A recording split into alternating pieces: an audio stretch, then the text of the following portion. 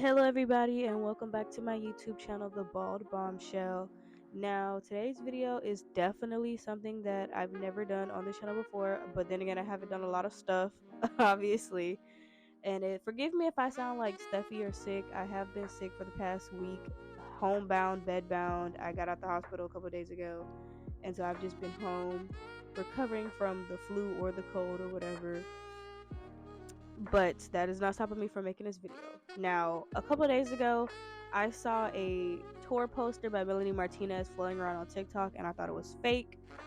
But I went over to her Instagram. It turns out it was real, and I love Melanie Martinez. I'm such a big Melanie Martinez fan. Ever since Dollhouse came out, I've been riding the Melanie Martinez wave. I believe I found that song in 7th grade, and I've just been on that wave ever since. And then K through 12 came out, and baby, I was a big fan. So now that she's doing a trilogy tour for all 3 of her albums, where she's performing all 3 of her album songs, oh my god, I know that setup is gonna be amazing. I decided to do a Melanie Martinez inspired video where I will try to be explaining the Crybaby character and series as it started up until now, and hopefully I did it justice, and hopefully you guys enjoyed the video. And comment down below whoever is going to the Melanie Martinez concert. I know Florida is already sold out. I looked at the pre-sale tickets and they are sold out already. So Georgia or North Carolina, here I come. So let me know in the comment section if you guys are going to the Melanie Martinez concert. Alrighty. Hopefully you guys enjoy the video, and thank you for watching. On to the video.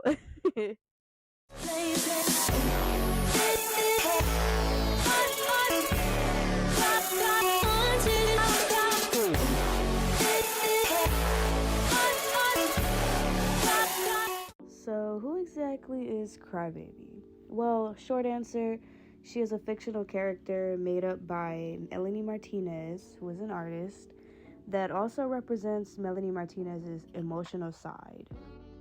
Crybaby is a character that is based off of myself. When I was younger, I got picked on for taking things very personally and being overly emotional and expressing that always. Like, I was never afraid to express emotion, and I think that over the years I've realized that it is a strength, you know, being this in touch with your feelings and stuff. A lot of people can't go that deep, you know? So I wanted to basically bring, you know, life into this character that is this nickname that I got called when I was a kid that was supposed to be an insult, but I wanted to turn it into a compliment.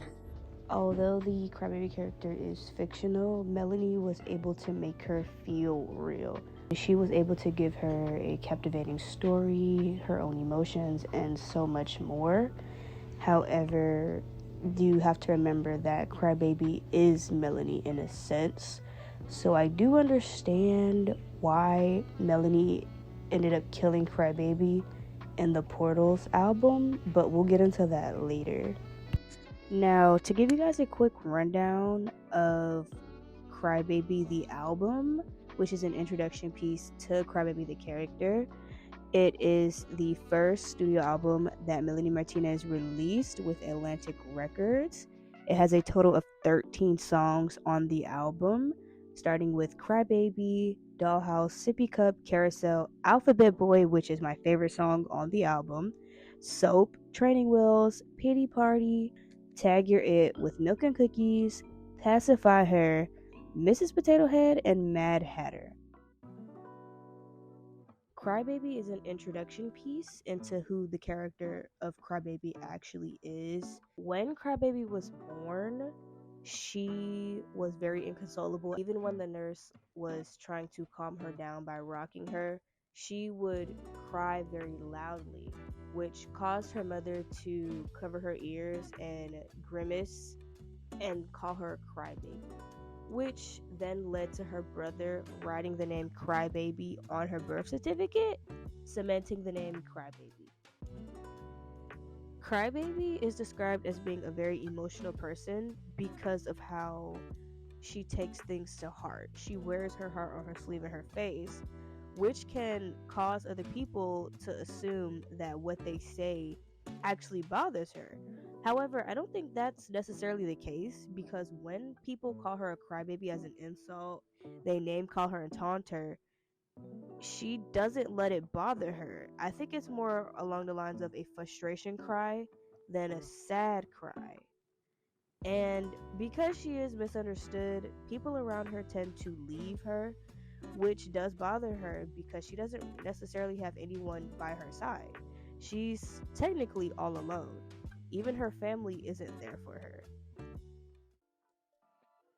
Dollhouse and Sippy Cup are about Crybaby's home life.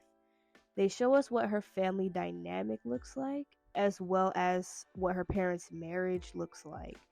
Now, Dollhouse goes into some detail about her parents' marriage, but Sippy Cup gives us a deeper look into her parents' marriage and how horrible it actually is. Crybaby has what is considered to be a nuclear family, which is the mother, father, daughter, son dynamic. They represent what a perfect family should look like, but they are far from perfect. Her mother is an alcoholic due to her father's infidelity, and her brother is a drug addict.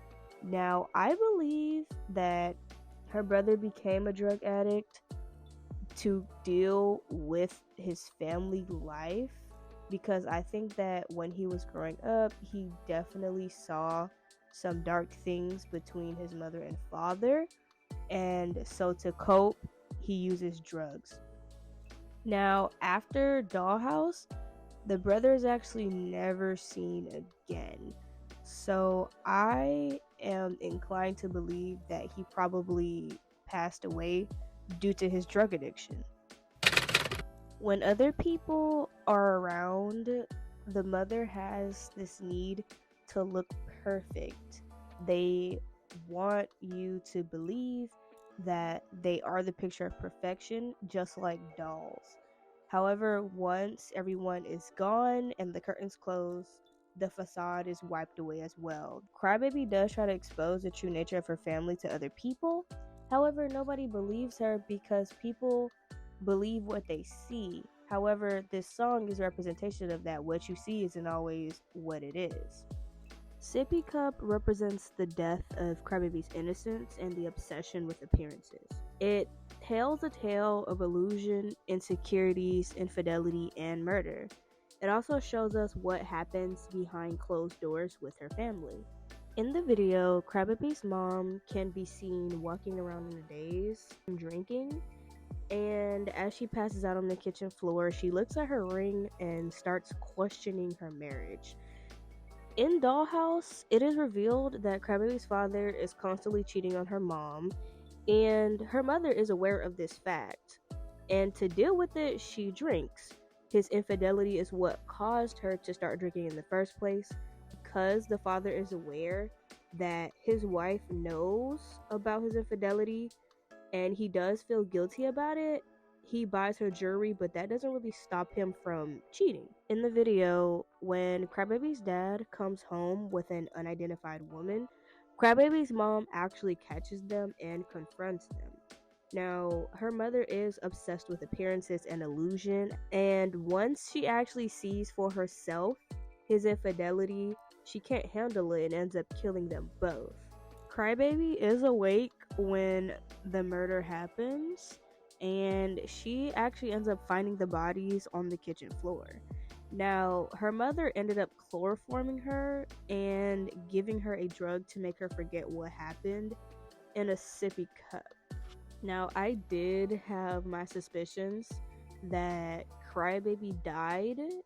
However, because the story continues on and we get the K through 12 album and the Portals album, and after doing some deep diving, it is confirmed by Melanie herself while she was doing a performance that Crybaby didn't actually die. So when we see her, what looks to be in heaven with angel wings playing with a teddy bear, it is actually her innocence dying from her finding out what happened. Carousel is a depiction of Crybaby's first romance that is very one-sided and toxic. Now, Crybaby is constantly chasing after him and changing herself to meet his expectations, but he's never ready for commitment. This is where the toxicity in the relationship starts to arise because he is aware that she's trying to catch up to him and change herself to be what he wants, but he doesn't make himself clear that he is not ready for a relationship with her, and he doesn't stop her from doing it either. And he is constantly disappearing on her and leaving her, and then comes right back to her because he knows she'll be there. Now, Crybaby is aware of how one-sided their relationship is, but she continues to pursue it, which causes her to feel stuck in the same place with him, like she's on a carousel. And it starts to become a repetitive cycle of a cat and mouse game. However, the only winner in this toxic one-sided romance is him, because he knows that if he calls, she'll be there for him whenever he needs her, making Crybaby the loser in this cat and mouse game because she'll never be good enough for him. Alphabet Boy is my favorite song on the entire Crybaby album because it is her fuck you song to her first romantic partner. Crybaby's partner believes that he is intellectually superior to her because he has a college degree and a higher education, which can cause him to come across as very pretentious when she's with other people, because he's probably one of those types to jump into conversations no matter what the conversation is and give his opinion or his 2 cents on it, and it wasn't asked. Now, he supports her in private just so he can tear her down and insult her in public, and he gives her items to make her excuse his mess ups, which is what probably started the power imbalance in their relationship. Now, Alphabet Boy has a superiority complex, and he sees Crybaby as something to possess rather than love. And the main reason why there's a power imbalance in their relationship is because she accepts whatever mistake he makes because he gives her stuff to rectify the situation. However, once she starts holding him accountable for his actions, the power imbalance in their relationship is gone because she is now demanding respect and equal partnership. She is stating that she is not something to be possessed, she is a person, and she wants to be his equal, not his inferior or his child as he sees her as. Soap and Training Wheels are about Crybaby's feelings for her new love interest, Johnny. Now, Crybaby is always expressing herself, and sometimes that expression can turn into oversharing. And people can be put off by it because they find it to be an inconvenience, and so they stop being friends with her or talking to her because of it. However, Johnny doesn't really find them to be inconvenient. He actually kind of soaks in her feelings and welcomes them. But Crybaby thinks that he'll eventually find them to be burdensome, and so she filters what she says and tiptoes around him so that she doesn't burden him with her oversharing. However, you can only hold in what you feel for so long, and she is tired of tiptoeing around her emotions and feelings for him. So she ends up actually telling him how she really feels, which puts their relationship in an awkward position, and she ends up regretting expressing herself. However, he doesn't really reject her or stop seeing her after this.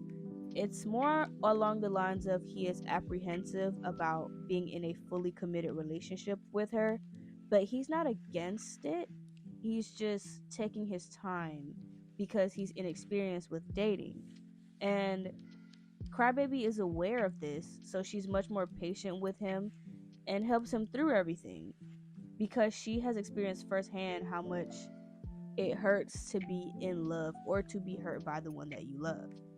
Now, even though Crybaby is patient with him and is waiting for him to be ready, she does get frustrated with him because she wants to know what they are, and he isn't giving her a straight answer at all. Pity Party is about nobody showing up to Crybaby's birthday party. Now, she did invite her whole class and even Johnny to her party and send out the invitations and everything. However, nobody was there for her, not even her family was there. She starts spiraling emotionally because she thinks that nobody showing up to her birthday party was all her fault. And then she ends up trying to convince herself that it's okay, but it doesn't really work because she feels like she's dying because she doesn't know if she wants to laugh it off or cry. She ends up not caring about it, but ultimately she does care because nobody is really there for her and she's always all alone, and even the one person who she probably really wanted to come the most didn't even show up for her. Tag Your It and Milk and Cookies follow Crybaby post birthday party with her experience with a big bad wolf. Now, while Crybaby is walking to the store, a wolf in an ice cream truck is on the prowl, looking around her neighborhood, watching and following her. He ends up following her to the store, and while she's being checked out by the cashier hands her a vial of blue liquid, which I will get into later. Once she's back outside, Crybaby sees the ice cream truck and decides to buy one for herself. However, the wolf ends up giving her a free ice cream cone instead of the one that she picked out, and Crybaby ends up passing out because he's laced it with something, and he then proceeds to kidnap her. Little Red Riding Hood is a children's fairy tale written in 14th to maybe pre 17th century Europe. It's essentially about a little girl in a red cloak who encounters a wolf on the way to her grandmother's house. He pretends to be nice but has ulterior motives.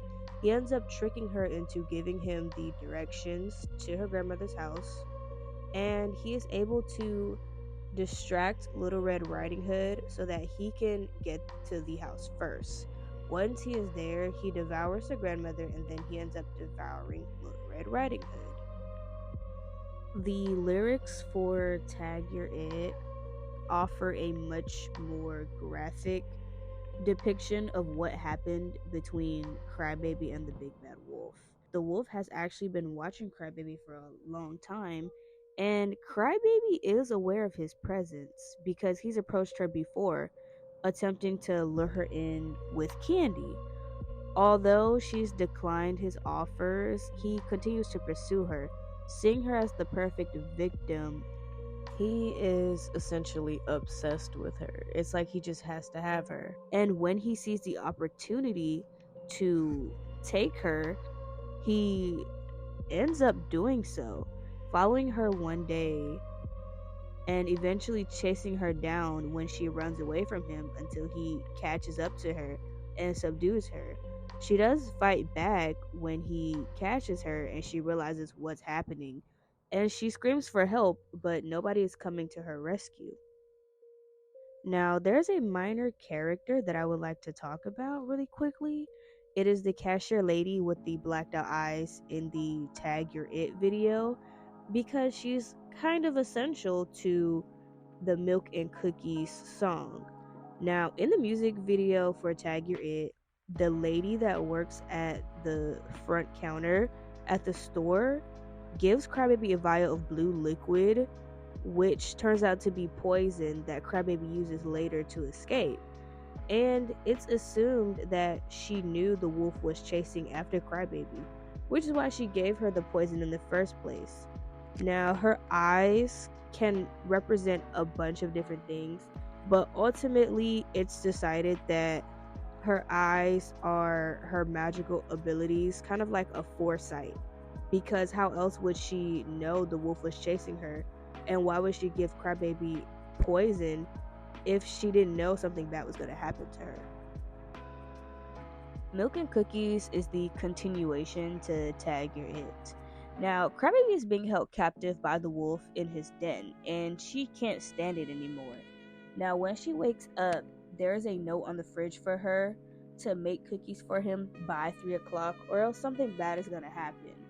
Now, at first, she wants to cry. However, she gets angry, rightfully so. So she starts grabbing the ingredients and making the cookies. And she knows that the wolf is watching her because there's a camera in the room, she just doesn't know where.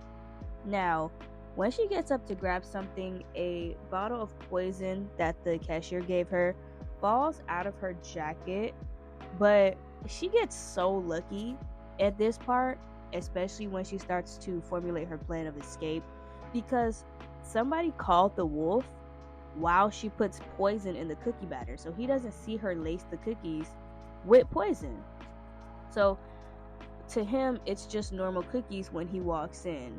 However, she is waiting for him to eat them because she knows that this is her only chance to escape.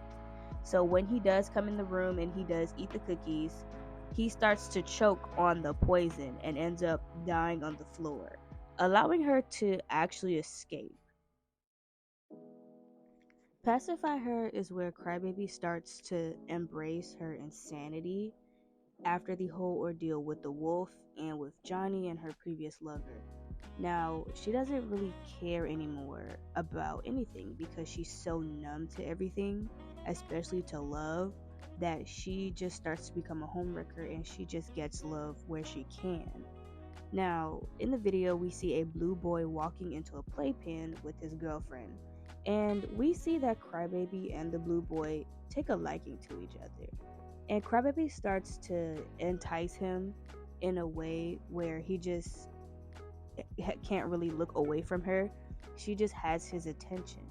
And his girlfriend doesn't really like this. So she tries to do whatever she can to get him to pay attention to her. But it doesn't really work out. And she ends up using her body to bring him back to her in a sense. Now, Little Blue Boy is a nursery rhyme dating back to 1754 England. It symbolizes the boredom of a farmer with his current life. Now, the blue boy that we see in the video is a symbolization of his boredom with his current relationship. Now, Crybaby knows that Little Blue Boy is in a relationship, but she doesn't really care because they both like each other, so she doesn't see the problem. She wants him to leave his girlfriend for her.